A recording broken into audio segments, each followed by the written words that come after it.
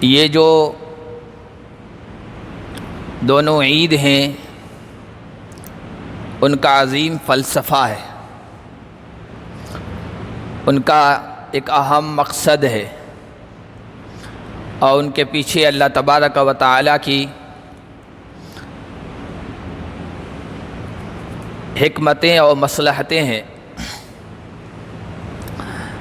اللہ تبارک و تعالیٰ نے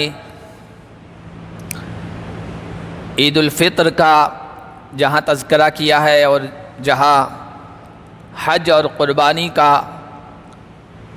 تذکرہ فرمایا ہے قرآن کریم میں، وہاں دونوں جگہ دو الفاظ ہیں یا دو کلمات ہیں، وہ ارشاد فرمائے ہیں، بیان فرمائے۔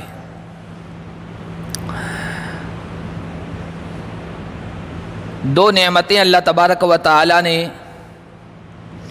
ہمیں عنایت فرمائی۔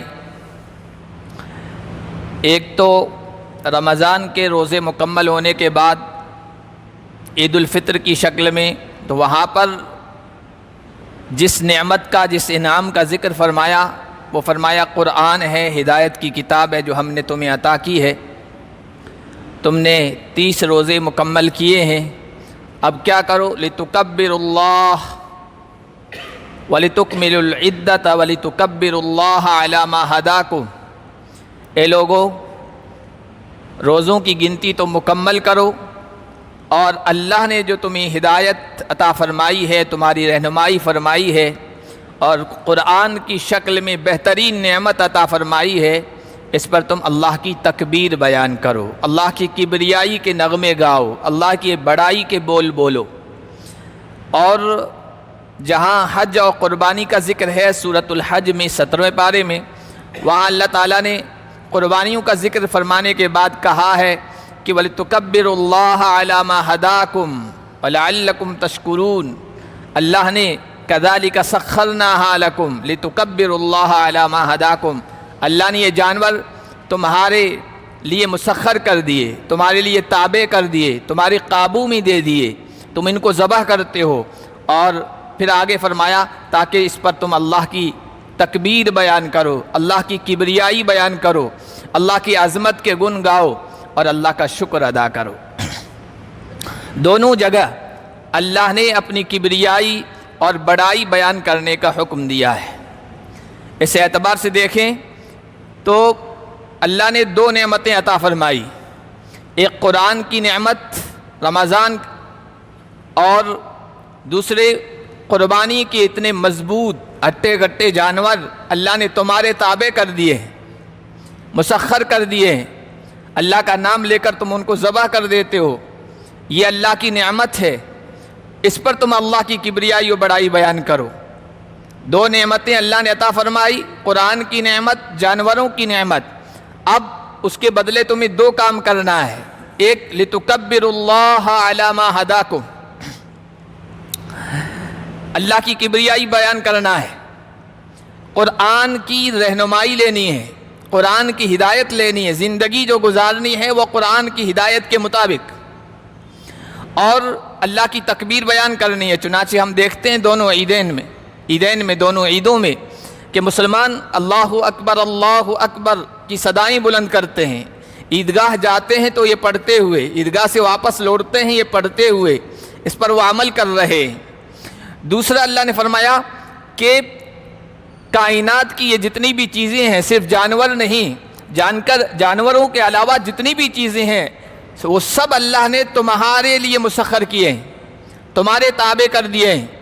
کچھ کو تو ایسے کہ تمہارے قابو میں ہیں، اور کچھ چیزیں ایسی ہیں کائنات کی تمہارے قبضے میں تو نہیں ہے، لیکن تمہارے فائدے کے لیے، تمہارے نفع کے لیے، تم اپنے فائدے کے لیے ان کو استعمال کر سکتے ہو۔ یہ سورج ہے، چاند ہے، ستارے ہیں، کائنات میں پھیلی ہوئی اللہ کی قدرت کی یہ سب چیزیں ہیں، ان کو تم اپنے لیے استعمال کرو۔ تکبیر اور تسخیر یہ دو چیزیں ہیں۔ تکبیر کا مطلب تم اللہ کی کبریائی بیان کرو، تسخیر کا مطلب کائنات کی ان چیزوں کو اپنے قابو میں لاؤ، اور اپنے قابو میں لانے کے بعد اپنے من سے، اپنی خواہش سے جس طرح چاہیں استعمال کرنا اس طرح نہیں استعمال کرنا ہے، بلکہ تسخیر کائنات کو، کائنات کی ان چیزوں کو اپنے قبضے میں کرنے کے بعد اس طرح ان کا استعمال کرنا ہے جس طرح اللہ کہتا ہے، تکبیر سے اس کو جوڑ دینا، اللہ کی کبریائی سے، اللہ کی بڑائی سے، اللہ کے حکم سے، قرآن کی ہدایت اور رہنمائی سے ان کو جوڑنا ہے۔ یہ دو چیزیں تمہیں کرنی ہیں۔ آج آپ دنیا میں دیکھیے، دنیا میں تکبیر اور تسخیر دونوں الگ الگ ہو گئے۔ تسخیر کا مطلب جنہوں نے کائنات کی چیزوں کو اپنے قبضے میں کیا ہے، اپنے کنٹرول میں کیا ہے، سائنس میں، ٹیکنالوجی میں، دنیا کی ترقی کے میدان میں جو آگے بڑھے ہیں وہ تکبیر سے جڑے ہوئے نہیں ہیں۔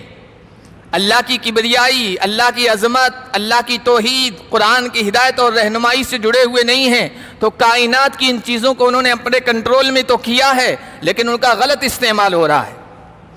آج دنیا میں جو فساد ہے، بگاڑ ہے، کرپشن ہے، دنیا میں خون ریزی ہے، قتل و غارت گری ہے، لاکھوں کروڑوں لوگ مارے جا رہے ہیں، وہ کس چیز کی بنیاد پر؟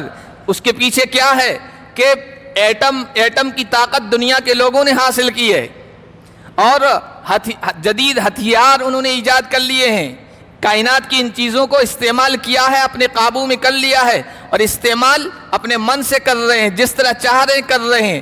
تو تسخیر تو انہوں نے کی ہے، کائنات کو اپنے قابو میں کیا ہے، لیکن وہ تکبیر سے نہیں جڑے ہوئے ہیں، قرآن کی رہنمائی سے نہیں جڑے ہوئے ہیں۔ اس وجہ سے دنیا میں فساد ہے، بگاڑ ہے، اور زندگی گزارنے کے جو ذرائع ہیں جس سے انسان کی زندگی بستی ہے وہ ان کا اس طرح استعمال کر رہے ہیں کہ وہ ذرائع، وہ اسباب، وہ ریسورسز انسانوں کے لیے تباہی کا، بربادی کا، فساد کا ذریعہ بنے ہوئے۔ اللہ کے کہنے کے مطابق ان کا استعمال نہیں ہو رہا ہے، اور جن کے پاس تکبیر ہے، ایمان ہے، توحید ہے، اللہ کی کبریائی ہے، وہ تسخیر سے دور چلے گئے۔ ان کے پاس ٹیکنالوجی میں، سائنس میں، دنیا کے میدانوں میں کامیابیاں نہیں ہیں۔ ہم مسلمان اس میدان میں پیچھے پڑے ہوئے ہیں۔ ہمارے پاس تکبیر تو ہے، اللہ کی کبریائی ہے، ایمان ہے، یقین ہے، توحید ہے، لیکن کائنات کی ان چیزوں پر، ان اسباب پر ہم نے کنٹرول حاصل نہیں کیا ہے، تسخیر حاصل نہیں کی ہے، تو پھر ہم بھی پیچھے ہیں، پریشان ہیں، اور دنیا بھی پریشان ہے۔ آپ تاریخ اٹھا کر دیکھیں، جب تکبیر والوں نے، اللہ اکبر والوں نے کائنات کو مسخر کیا، کائنات کے اسباب کو اپنے قبضے میں کیا، تو ان کو استعمال اس طریقے سے کیا ہے جس طریقے سے اللہ نے حکم دیا تھا، قرآن نے رہنمائی کی تھی۔ تو جب تک دنیا پر تکبیر والے مسلمان چھائے ہوئے تھے، دنیا میں سکون تھا، دنیا میں راحت تھی، دنیا میں چین تھا، دنیا میں آپس میں قتل و غارت گری و خون ریزی اتنی نہیں تھی۔ اس کی وجہ تھی کہ اس کے پاس ایمان تھا، قرآن کی رہنمائی تھی، اور اللہ نے جو اسباب دیے تھے ان کا صحیح استعمال تھا۔ یہ عید الاضحیٰ، عید الفطر ہمیں یہی سبق دیتی ہے۔ اللہ کی اس کائنات میں جتنی بھی چیزیں ہیں ان کو اپنے چارج میں لو، اپنے کنٹرول میں لو، اپنی تسخیر میں لو، کذالک سخرناہا لکم، اور پھر ان کا اس طرح استعمال کرو جس طرح اللہ نے حکم دیا ہے۔ چنانچہ دیکھیے، ہم ان کو انسانیت کی خدمت کے طور پر استعمال کرتے ہیں، رمضان میں روزے رکھتے ہیں، عید الفطر کی خوشی ملتی ہے، ہم بھی خوش ہوتے ہیں، اپنے جو بھی چیزیں ہیں وہ خریدتے ہیں، اپنے گھر والوں کے لیے خریدتے ہیں، ساتھ ساتھ میں انسانوں کو بھی نہیں بھولتے ہیں، صدقہ فطر کی شکل میں ہم دوسرے انسانوں کو بھی یاد رکھتے ہیں، غریب انسانوں کی بھی ہمدردی ہمارے دلوں میں ہوتی ہے۔ عید الاضحیٰ میں دیکھیے، ہم جانور یہ اللہ نے ہمارے لیے مسخر کر دیے، قیمتی جانور خرید کے لاتے ہیں، ذبح کرتے ہیں اللہ کے نام پر، اور ذبح کرنے کے بعد اس کا گوشت اکٹھا کرتے ہیں، اس میں 3 حصے بناتے ہیں، ایک حصہ اپنے لیے، ایک حصہ رشتہ داروں کے لیے، ایک حصہ عام غریبوں، محتاجوں، محروموں کے لیے۔ یہ اسباب کا، ریسورس کا بہترین استعمال ہو رہا ہے۔ یہ صرف 3 حصوں میں گوشت کو تقسیم کرنا نہیں ہے، یہ عید ہمیں یہ سکھا رہی ہے کہ اللہ نے جو بھی اسباب تمہیں دیے ہیں نا، اس کو اسی طرح تقسیم کرنا ہے۔ خزانے کا سانپ بن کے نہیں بیٹھنا جس طرح دنیا والے بن کر بیٹھے ہوئے ہیں۔ آج دنیا میں فقیری کیوں بڑھ رہی ہے، غریبی کیوں بڑھ رہی ہے، محتاجگی کیوں بڑھ رہی ہے، فقر و فاقہ کیوں بڑھ رہا ہے، امیر سے امیر تر ہو رہا ہے، غریب سے غریب ترین ہوتا چلا جا رہا ہے؟ اس کی وجہ یہ ہے کہ کائنات کی ان چیزوں کو جنہوں نے اپنے قبضے میں لیا ہے، مال ہو، دولت ہو، اور سائنس اور ٹیکنالوجی کے میدان میں، وہ سب وہ لوگ آگے بڑھے ہوئے ہیں جن کے پاس تکبیر نہیں ہے، تسخیر ہے صرف، تو وہ سمجھتے ہیں جس طرح مال چاہیں کمائیں اور جس طرح چاہیں استعمال کریں۔ تو دنیا میں چند لوگ ہیں جو سارے مال کو اپنے پاس اکٹھا کر رہے ہیں، ہر ملک میں چند پارٹیاں ہیں، چند بڑے لوگ ہیں جو سارے مال کو، سارے ریسورسز کو اپنے پاس جمع کر رہے ہیں، اور پھر جس طرح چائے اڑا رہے ہیں، شادیوں میں ہزار کروڑ اڑا رہے ہیں۔ یہ کیا ہے؟ ان ذرائع کا، وسائل کا غلط استعمال ہے۔ تو عید قرباں ہمیں یہ سکھاتی ہے، جس طرح گوشت تقسیم کرتے ہو، اس طرح ہر ایمان والا ہر ذریعہ اور ہر سبب جو اللہ دے گا، چاہے مال ہو، دولت ہو، اس کے علاوہ جتنی بھی چیزیں ہو، ان میں اسی طرح تقسیم کرے گا، تاکہ کوئی غریب، کوئی محروم نہ رہے، کوئی محتاج محروم نہ رہے، تمہارے اسباب اور وسائل میں سب شریک رہیں۔ یہ اللہ نے اس عید کا اور عید کے پیچھے جو حکمت ہے، مصلحت ہے، اس کو بیان فرمایا ہے۔ کذالک سخرھا لکم لتکبروا اللہ علی ما ھداکم، یہ جانور ہم نے تمہارے لیے اس لیے مسخر کیے ہیں کہ تم اللہ کی تکبیر بیان کرو، اللہ کی کبریائی بیان کرو، اور اللہ کے ان نعمتوں پر اللہ کا شکر ادا کرو۔ اللہ کو گوشت تھوڑی پہنچتا ہے، اللہ کو تو تقوی پہنچتا ہے۔ لن ینال اللہ لحومها ولا دماؤها ولکن ینالہ التقوی منکم، نہ ان کا گوشت اللہ کو پہنچتا ہے، نہ ان کا خون اللہ کو پہنچتا ہے، نہ ان کے چمڑے کی اللہ کو ضرورت ہے۔ اللہ تو تقوی دیکھنا چاہتا ہے۔ صرف جانور لا کے ذبح کر رہے ہیں، قربان کر رہے ہیں اور میرا یہ حکم پورا کر رہے ہیں، یا پھر یہ کہ زندگی کے تمام چیزوں میں، زندگی کے تمام میدانات میں بھی میرا حکم پورا کر رہے ہیں، اور وہاں بھی تقوی کا اور اللہ کے خوف کا پاس و لحاظ کر رہے ہیں۔ اللہ پاک اس مقصد کو اور حکمت و فلسفے کو ہمیں سمجھنے کی توفیق عطا فرمائے۔